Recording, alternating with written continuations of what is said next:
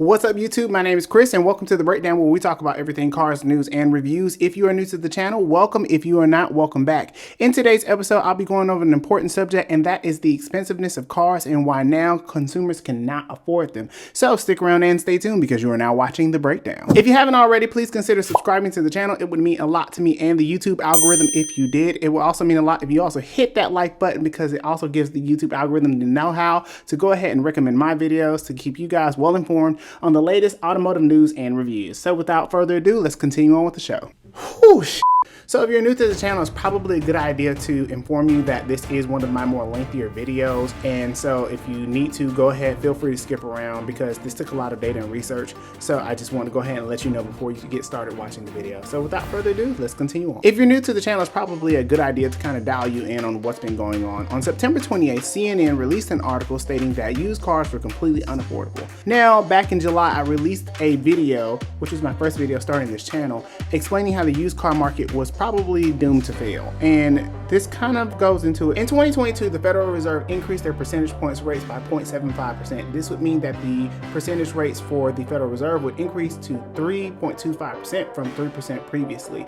This was done in the meeting of the September 20th to 21st meeting, and this was to get consumers to consider strongly if they really needed to borrow to kind of regulate the inflation problem that we've been seeing over the last 2 years. Now, while this was intended to deter consumers from thinking about financing any type of car because of the inflated interest rates, the used car market has been astronomical over the last 24 months, which we didn't really see the effects of this until the latter parts of 2020 into 2021. On September 28th, CNN released an article noting that it was now unaffordable for most consumers to buy a used car. Now, I want to put that in perspective. The adage is that when you oftentimes buy a new car, it is actually more expensive because of the depreciation costs that come along with owning the car. Well, in recent times, it's been almost the same amount to buy a new car as it has been for a used car because of the microchip shortage, in addition to the supply and demand constraints that they've been dealing with. For those of us who have not been keeping up with the price of used cars, they have increased 7.4% over the last 2 years since the pandemic began. In the third quarter of 2022, the used car prices had slightly fell after several months of elevation, but overall they are still very much expensive for the average consumer. So here's the problem. Used cars didn't just become expensive. They've been expensive for the last decade. And let me explain.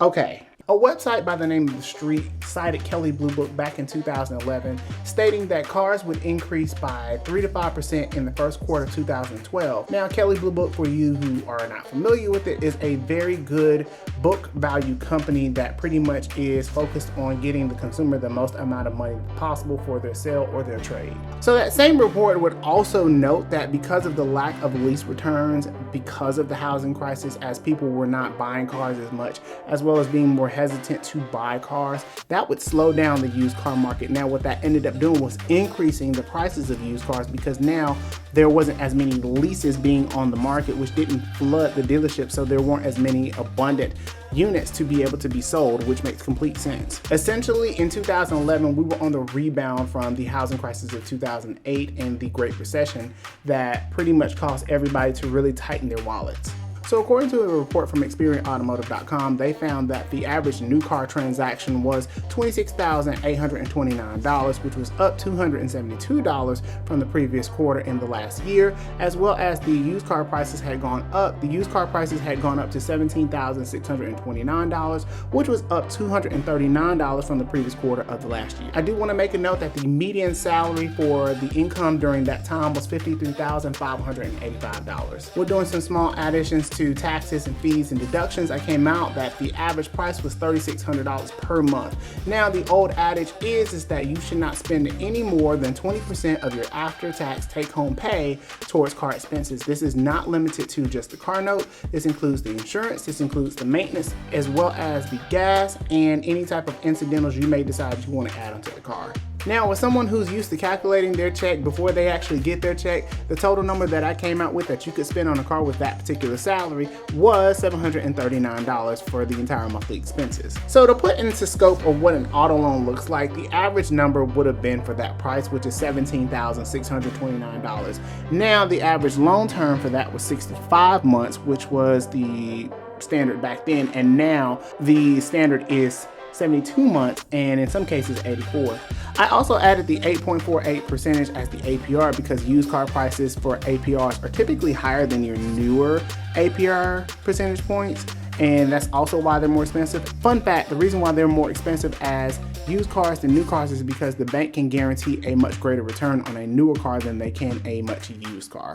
But I also threw in the 7% tax just as a random tax, and the fees were $500. The total that came out was $372.56, with the total loan amount being $19,363.03 with sales tax paid and no upfront payment. Now in total, you would have paid $24,216.48. I do want to point out that this was over the course of a 6-year loan. Most people keep their cars on average, according to Edmunds.com, for an average of 11 years. So even after 11 years, and mind you, this was a used car, so you're probably paying 3 years plus that 6 years, and you're only getting 2 years out of it. And I know that's a lot of numbers, but just stay with me here. I promise it'll make complete sense. Now, I also want to point out that this $372 was almost 50% of the take-home monthly expenses allotted for a car. This does not include the insurance, the maintenance, the gas, or anything else. 2012 will mark a very special year, and the reason why that is because we see the debut of the 2012 Tesla Model S. Now, keep in mind that this car was completely revolutionary for its time,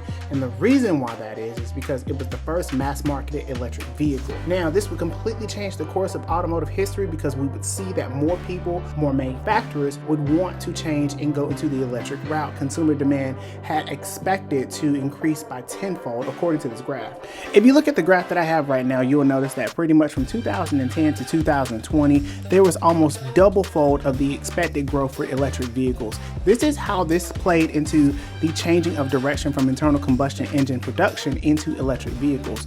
And that also means that there's going to be more technology injected into cars, which is going to make them much more expensive than they already are. Another thing in 2012 to note is that in 2012, we also see a complete buildup and pent-up demand from the housing crisis, which led more people to want to buy more cars. Because of this, automotive lending had to loosen its restrictions, in which case Federal Reserve also found out that over the last 3 years, from 2008 until 2011, that basically lenders had changed their lending structure to be able to extend more credit onto buyers so that they could buy more cars to keep the economy afloat.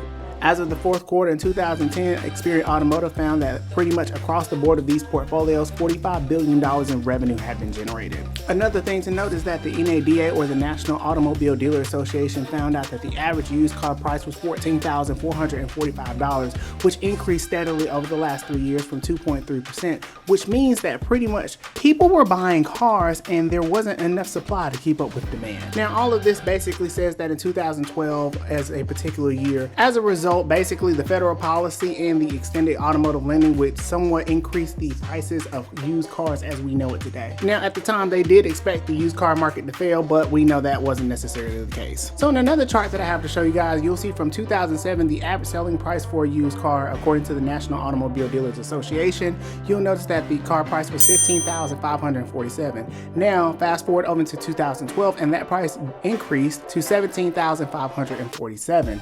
Now, that's a small increase, but that's just the tip of the iceberg. So finally, we're in 2013, and in this chart, you'll notice that basically the used car price had gone up from $17,547 to $18,311. I just want to point out, this is 2013. We haven't even gotten to any other years yet, and it's already expensive. So part of the reason that used cars were depreciating as heavily as they were was because that when a person drives off the lot, essentially you don't know what that person did with that car, so the value tanks. Well, in 2013, we begin to see a surge in certified pre-owned manufacturing. So essentially what certified pre-owned is that basically the manufacturer backs a warranty per the dealership, telling them that this car is worth them backing. And so they put money behind any type of warranty claims. Essentially what happens is the dealer receives a car from either the auction or trade-in, they check it in, they go through a checklist, they submit the paperwork to the manufacturer okays it, and basically any warranty claim that is filed under that particular warranty set from the manufacturer is covered with no additional cost to the consumer. So the reason why certified pre-owned is so expensive in comparison to non-certified pre-owned is because basically you are paying for the liability.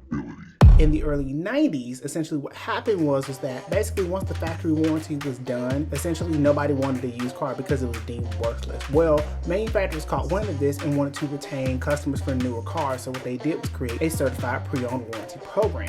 And this costs money because now they have to get money back from those warranty claims that they have to process, because the dealer doesn't make any money off warranty claims. Well, they don't make any up front. So let me explain why this is important. The certified pre-owned warranty program essentially is not given. It's pretty much packaged into the car purchase. So the certified pre-owned warranty program is expensive because essentially it incentivizes the customer to trust whatever car is being bought. And this is not just limited to the manufacturer. CarMax and Carvana have done this as well. And in most cases, as long as it's not a consumable item or it's within a 60 to 90-day period, they'll essentially honor the warranty. But the warranties are not free, and that's why the cost of used cars in that regard has also gone up, because essentially you are prepaying for the warranty. Back in 2013, on average, you could expect to pay $1,341 more than your non-certified pre-owned warranty counterparts, and this would only increase as time went on. During 2013, we also began to see the downsizing of engines as well as the increasing of space, which means that CUVs and small SUVs were becoming the norm, and small sedans and big sedans were becoming less and less of popularity, meaning they were declining in price. So remember when I told y'all in 2012 that basically Tesla had pretty much changed the lineup? 1 year later, we begin to see more and more hybrid and electric vehicles such as the CT from Lexus. We also begin to see the Ford Fusion Energy. We also begin to see fully electric vehicles such as the Chevy Spark as well as the Chevy Bolt. In 2014, as the economy began to increase and improve from the recession of the 2008 housing crisis, we would also begin to see a stronger, healthier automotive economy. And what was beginning to happen was that cars were becoming more and more expensive because now the demand had surged, people were able to buy more cars, and of course supply began to change, which means basically there are a few automotive trends that came through and pretty much was sweeping the nation by storm. One of the big red flags that we should have known about was that there was becoming more leases in popularity, which of course is not a bad thing because it means that more people are taking on new cars, but they're also mitigating risk because they're not taking that huge depreciation hit,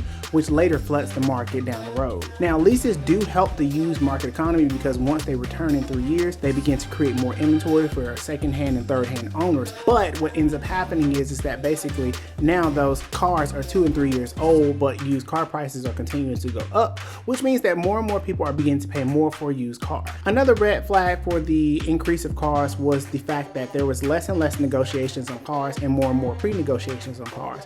What that means is basically when you go to a dealership and you expect to negotiate the baseline price of that car, it's kind of not a thing anymore. So now more and more dealers are coming in with preset prices and making it that much more difficult for you to get a better deal. So here on my graph, you'll notice that from 2005 to 2014, you see that the cost of the car is $14,200. Now that was in 2005 before the housing crisis, and obviously in 2008 you see the price dip. But as you look at 2014, you'll obviously notice that it's from $17,700, which would align closer to the $18,111 we noted earlier. So this gives us an indication that cost of cars are slowly and steadily rising. And again, remember in 2011, the median salary is $53,000, but wages have been stagnant over the last 30 years, so this does nothing for us but lose our buying power as consumers. Overall, according to the graph, basically there was a 4.6% increase in the all-time high of used cars, which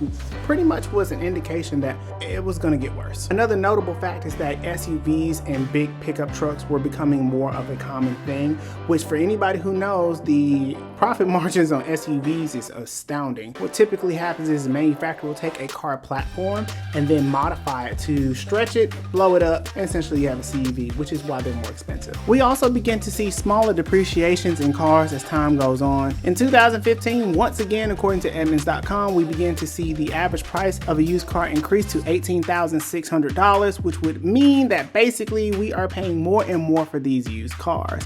$18,600 would be a 4.6% increase over the last year, making cars that much more expensive than they were the year before. According to AutomotiveNews.com, we would also see a significant increase in certified pre-owned sales, and certified pre-owned sales would account for 2.5 million cars in 2015. So in my studies, I found a bit interesting data, if you will, in 2015, and what you'll notice in this graph that I'm about to show you is the correspondence between home sales and car sales and how they've grown exponentially and how they've shifted in paradigm. So let's take a look over here. If you take a look from 1976 up until 2004, there was a slight but steady increase in both home sales and car sales. But around January of 2004, you'll notice there's a steady drop, obviously because of the home crisis of 2008.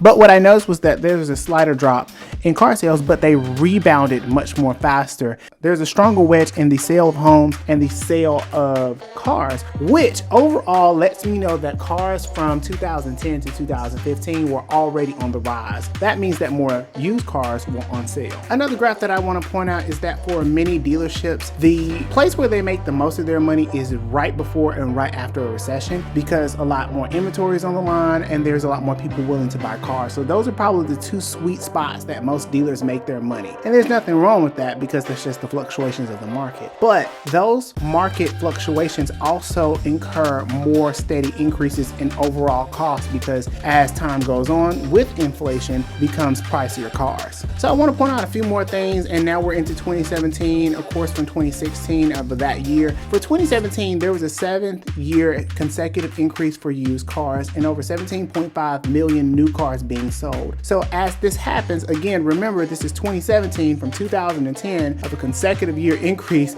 This didn't just start with 2020. And as of 2016 into 2017, 2.64 million certified pre-owned vehicles were sold, which means that the cost of used cars had significantly increased, and a percentage of those were certified pre-owned, which again, remember I told you that $1,341 premium was typically paid back in 2011. So now you have more people paying more cost for cars. In the 2017 study, according to KBB and Cox Automotive, they found that one of the top concerns for most consumers essentially was the affordability component. Now again, remember this is the 7th year for used cars increasing on a consecutive rate. So for consumers to have concerns in 2017 about affordability should have let us know what we were in store for. Another study that was done by Cox Automotive and KBB about the average APR versus new against used, they found from January 2014 onto January 2017, even though there were spikes and dips in the overall pricing, the average APR had increased over 4.9%, which means that it was becoming increasingly expensive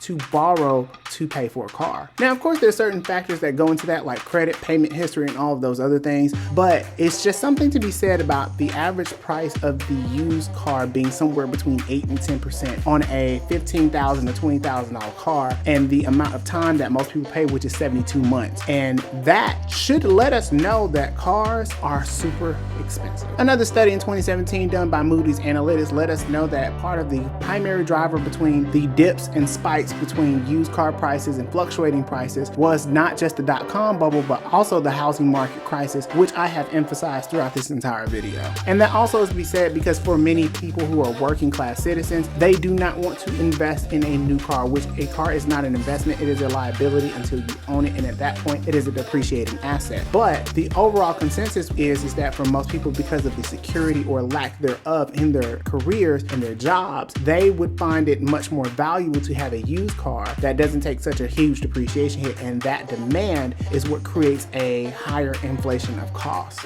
Another study done by Cox Automotive in 2017 showed that the average automotive loan was increasing steadily, and in my graph here, as we go back from January 14 onto January 2017, you'll notice that there is a slight upward trend going towards the cars, going from the average new car being right under $30,000 up into close into $33,000. And that's about right, because in 2011, the average car price was about $26,895, which would be a $5,000 increase over the course of 6 years at this point. And as we remember back in 2011, the average used car price was about $9,000 and now has gone up to almost $18,000 to $20,000, which is almost a 100% increase over the last 10 years. And of course, in 2011, as I said, the average used car price was about $9,300. And now in 2017, the average used car price and loan transaction based on this report was closer to $21,000. That's almost $12,000 increase over the last 6 to 7 years. A good thing to note is that there was a lot of subprime lending, but it did not necessarily affect the overall market. How so and ever, there becomes a point where it's not about the credit score as much as it is about the baseline price of the car.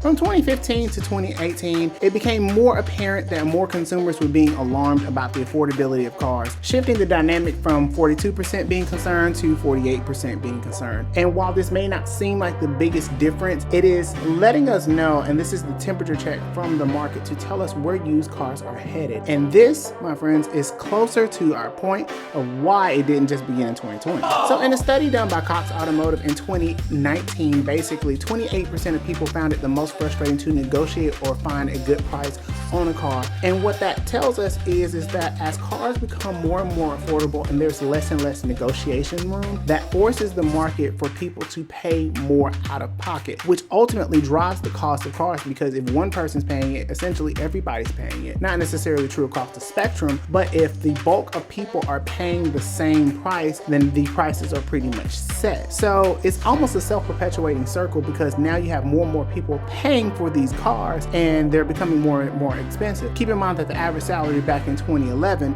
was $53,585. According to the Social Security Administration, the average salary in 2019 was $53,383. Now that has gone down a bit from what we know from 2011, which lets us know that wages are stagnant, but used car prices are steadily increasing. Fast forward into 2020 and we know what happened. So 2019 is the final year before the pandemic, and I believe that deserves another video in itself. But from 2011 to 2019, we have seen steadily the increase of used car prices. Fast forward into September 28th, and CNN definitely says that used cars are now unaffordable, which lets us know that from 2011 up until now, used car prices have continuously increased and wages have remained stagnant, which we were aware of. And now used car prices are becoming more and more unaffordable. With that being said, we are now at the end of the video, and I will be doing a part 2 for 2020, 2021, and 2022, especially since we're in the fourth quarter of 2022, to give full spectrum of what has happened in the last 3 years. But thank you guys for watching my video. It means a lot. If you are curious enough to watch what I said about the used car market failing a few months ago, go ahead and check that video out. It tells you everything you need to know in regards to CarMax and Carvana, but I'll also be doing a part 2 to give further context on what happened. Thank you again, guys, for being with me, and until the next video, I'll see you later.